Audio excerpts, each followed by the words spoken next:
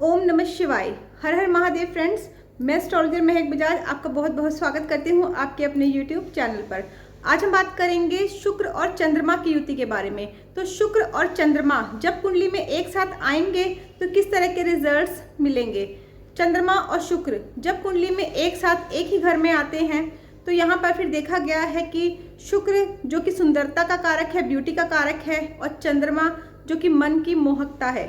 तो यहाँ पर दोनों के मेल से ऐसा जो व्यक्ति होता है वो बहुत ही ज़्यादा देखने में आकर्षक होगा। ऐसे व्यक्ति जो होते हैं बहुत ज़्यादा अट्रैक्टिव होते हैं, और ऐसे व्यक्ति की जो वाणी है बहुत ही मधुर होती है। ऐसे व्यक्ति में बोलने की एक कला होती है, और ऐसे व्यक्ति अपनी वाणी से, बोलने की कला से ही बहुत ज़्यादा धन जो है वो अर्जित कर लेते हैं।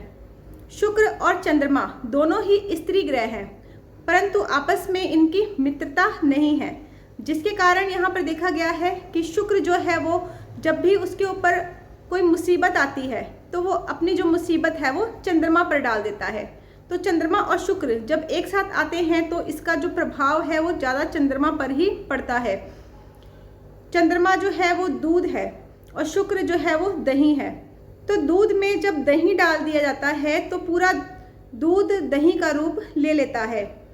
तो यहाँ पर देखा गया है कि जब किसी व्यक्ति की कुंडली में चंद्रमा और शुक्र एक साथ आते हैं तो यहाँ पर ज़्यादा प्रभाव जो है वो चंद्रमा पर ही पड़ता है, क्योंकि ऐसा जो व्यक्ति है वो अपनी लग्जरियस आइटम्स पर, अपने सुख सुविधाओं पर बहुत ज़्यादा धन खर्च कर देता है, जिसके कारण नकद रुपए, पैसों और चंद्रमा पर इसका नेगेटिव प्रभाव पड़ता है। चंद्रमा और शुक्र जब एक साथ आते हैं तो यहाँ पर देखा गया है ऐसे जो व्यक्ति हैं उनके शौक बहुत बड़े बड़े होते हैं, और ये अपने हर शौक पूरे करते हैं, चाहे उनको इसमें कितना ही धन खर्च करना क्यों ना पड़े।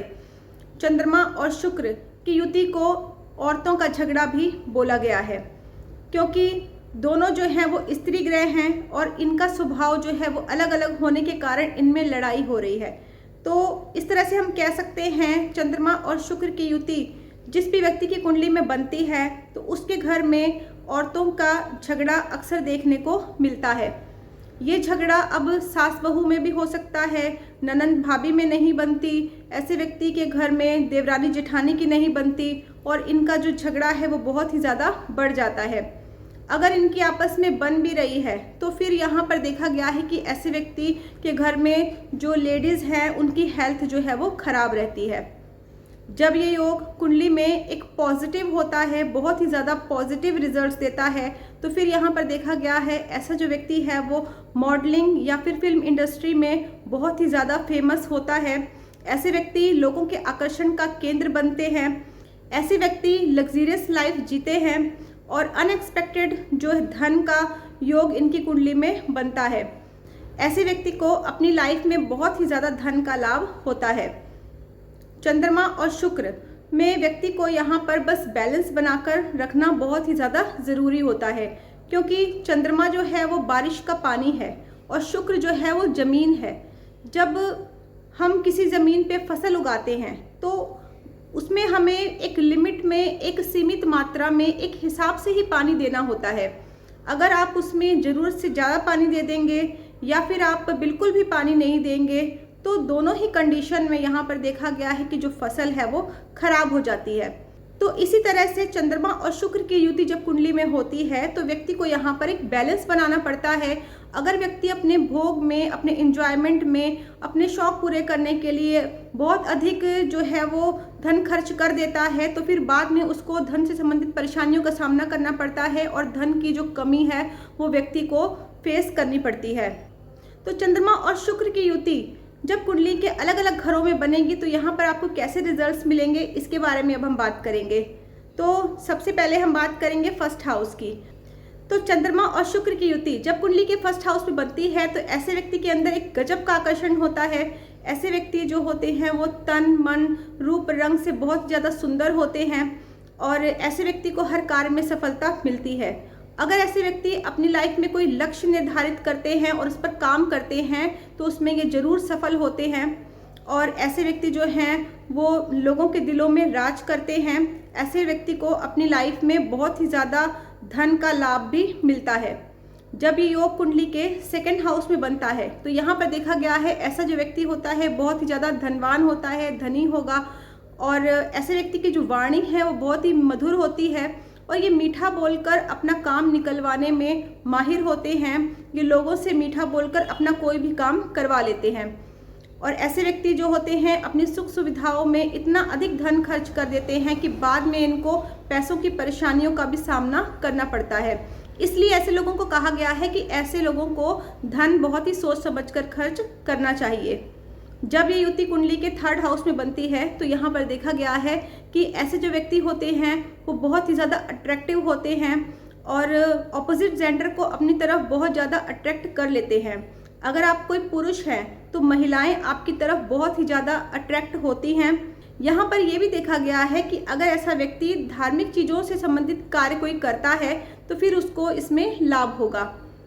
जब ये युति कुंडली के फोर्थ हाउस में बनती है तो यहाँ पर देखा गया है कि ऐसे व्यक्ति को हर तरह की सुख सुविधाएं यहाँ पर प्राप्त होती हैं, क्योंकि फोर्थ हाउस जो है ये चंद्रमा का अपना घर है और शुक्र जो कि लग्जरियस आइटम्स का कारक है।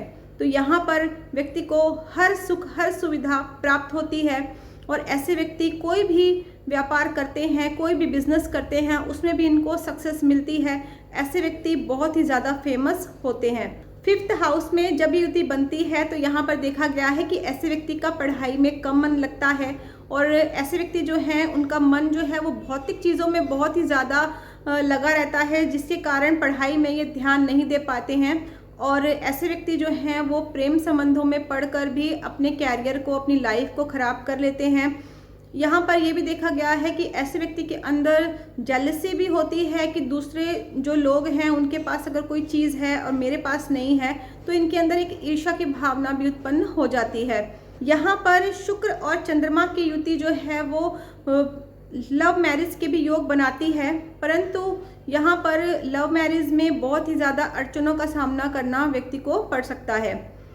जब ये योग कुंडली के सिक्स्थ हाउस में बनता है तो यहाँ पर देखा गया है कि ऐसे व्यक्ति जो होते हैं कर्ज के बोझ तले दबे रहते हैं। ऐसे व्यक्ति के मन में एक भय बना रहता है, कर्ज बहुत अधिक हो जाता है उसके कारण इनके मन में भय बना रहता है, शत्रुओं का भय इनके मन में रहता है या फिर किसी बीमारी का भी भय इनके मन में रहता है। ये युति यहाँ पर इनकी पत्नी और माता के लिए भी अच्छी नहीं मानी गई है, क्योंकि ऐसे व्यक्ति की जो माता है और जो वाइफ है उनकी हेल्थ जो है वो ख़राब रहती है और ऐसे व्यक्ति जो हैं वो चिंतित रहते हैं, दुखी रहते हैं, परेशान रहते हैं। परंतु यहाँ पर अगर ऐसा व्यक्ति अपने जन्म स्थान से दूर जाकर कोई काम करता है तो फिर उसको सफलता मिलती है। जब ये युति कुंडली के सेवंथ हाउस में बनती है तो यहाँ पर हर तरह की सुख सुविधाएं, धन और ऐश्वर्य व्यक्ति को मिलता है। ऐसे व्यक्ति का जो लाइफ पार्टनर होता है वो देखने में बहुत ही सुंदर, अट्रैक्टिव, मधुरभाषी और धार्मिक होगा और अपने लाइफ पार्टनर का पूरा सपोर्ट व्यक्ति को मिलता है। और यहाँ पर ये भी देखा गया है कि ऐसे व्यक्ति का जो लाइफ पार्टनर होता है वो बहुत ही ज़्यादा धन संचय करने वाला होगा, पैसों को ज़्यादा खर्च नहीं करेगा, वो खर्चीला नहीं होता, पैसों को जोड़ने वाला होगा। अगर ऐसा व्यक्ति अपनी वाइफ के नाम से कोई भी बिजनेस स्टार्ट करता है तो उसको अपने बिजनेस में काफ़ी सक्सेस मिलती है, काफ़ी लाभ मिलता है। जब ये योग कुंडली के 8th हाउस में बनता है तो यहाँ पर देखा गया है कि ऐसा जो व्यक्ति है उसकी रुचि तंत्र मंत्र जादू टोने में ज़्यादा रहती है और ऐसे व्यक्ति को कोई स्किन प्रॉब्लम हो सकती है या फिर ऐसे व्यक्ति के घर में कोई अगर वृद्ध स्त्री है तो उसकी भी सेहत खराब रहती है। और यहाँ पर यह भी देखा गया है कि ऐसे व्यक्ति जो हैं वो भावनाओं में बहकर बहुत अधिक धन जो है वो खर्च कर देते हैं। ऐसे व्यक्ति गलत संगत में पड़ सकते हैं और इनको किसी नशे की आदत लग सकती है या फिर जुए की लत लग सकती है और इससे अपने आप को रोक नहीं पाते हैं, अपने मन को कंट्रोल नहीं कर पाते हैं और अपना बहुत ही ज़्यादा धन जो है वो उसमें लगा देते हैं और अपने धन का ये नुकसान करवा लेते हैं। ऐसे व्यक्ति को जेल यात्रा भी हो सकती है। जब ये योग कुंडली में 9th हाउस में बनता है तो यहाँ पर देखा गया है कि ये योग यहाँ पर बहुत ही अच्छे परिणाम देता है और ऐसा जो व्यक्ति है वो औरों से अधिक श्रेष्ठ होता है और ऐसे व्यक्ति को अपने कार्य में सफलता मिलती है, जीवन में विकास होता है, जीवन शैली जो है वो उत्तम दर्जे की होती है। ऐसे व्यक्ति जो होते हैं उनका जो परिवार का एक माहौल जो है वो खुशनुमा रहता है। ऐसा व्यक्ति बहुत ही पराक्रमी, भाग्यशाली और मधुरभाषी होगा और विदेश यात्रा करने पर व्यक्ति को लाभ होगा। जब ये युति कुंडली के 10th हाउस में बनती है तो यहाँ पर देखा गया है कि ऐसा जो व्यक्ति है वो व्यापार से अपना नाम कमाता है और ऐसे व्यक्ति जो हैं वो कमीशन के कार्य करते हैं तो वहाँ से इनको लाभ होगा।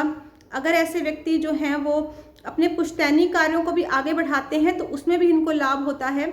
ऐसे व्यक्ति को ननिहाल से भी प्रॉपर्टी मिलने के योग यहाँ पर बनते हैं।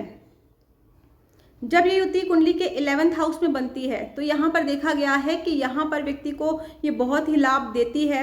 ऐसे व्यक्ति को मित्रों का सहयोग मिलता है और ऐसे व्यक्ति जो है वो कॉस्मेटिक के कार्य करते हैं तो इनको यहाँ पर लाभ मिलता है। और ऐसे व्यक्ति संगीत कला के क्षेत्र में भी काफ़ी ज़्यादा अपनी लाइफ में ये सक्सेस इनको मिल सकती है। और यहाँ पर देखा गया है कि ऐसे व्यक्ति के इनकम के मल्टीपल सोर्स होते हैं, कई जगहों से इनको इनकम आ सकती है। 12th हाउस में जब ये युति होती है तो ये व्यक्ति को आलसी बना देती है। यहाँ पर देखा गया है कि व्यक्ति जो है वो अपनी सुख सुविधाओं पर इतना ज़्यादा धन खर्च कर देता है कि व्यक्ति को पैसों की तंगी हो जाती है, पैसों की कमी हो जाती है। ऐसे व्यक्ति का धन बीमारियों में भी लग सकता है और ऐसे व्यक्ति जो हैं उनको आँखों से संबंधित परेशानी हो सकती है। व्यक्ति का मन चिंतित रहता है, मित्रों से धोखा मिल सकता है और ऐसे व्यक्ति जो होते हैं वो चिड़चिड़े स्वभाव के होते हैं। तो चंद्रमा और शुक्र की युति कुंडली में किसी भी घर में आपके बनी हुई है और यहाँ पर फिर आपको एक बैलेंस बनाकर रखना है, क्योंकि अगर व्यक्ति अपना ज़रूरत से ज़्यादा धन अपने शौक़ पूरे करने में खर्च कर देता है तो वहाँ पर उसको फिर धन से संबंधित परेशानियों का सामना करना पड़ता है। तो यहाँ पर आपको एक बैलेंस बनाना बहुत ज़्यादा ज़रूरी है। परंतु फिर भी अगर आपकी कुंडली में ये युति बनी हुई है और आपको धन से संबंधित परेशानियों का सामना करना पड़ रहा है तो फिर यहाँ पर हम कुछ उपाय करके इसके हम लाभ ले सकते हैं, इस युति को हम ठीक कर सकते हैं। कंसल्टेशन के लिए स्क्रीन पे मेरा व्हाट्सअप नंबर दिया हुआ है, आप मुझे व्हाट्सएप पर कॉल कर सकते हैं। मेरी वीडियो को लाइक करें, शेयर करें, चैनल को सब्सक्राइब ज़रूर करें ताकि अपकमिंग वीडियोस का नोटिफिकेशन आपको टाइम टू टाइम मिलता रहे।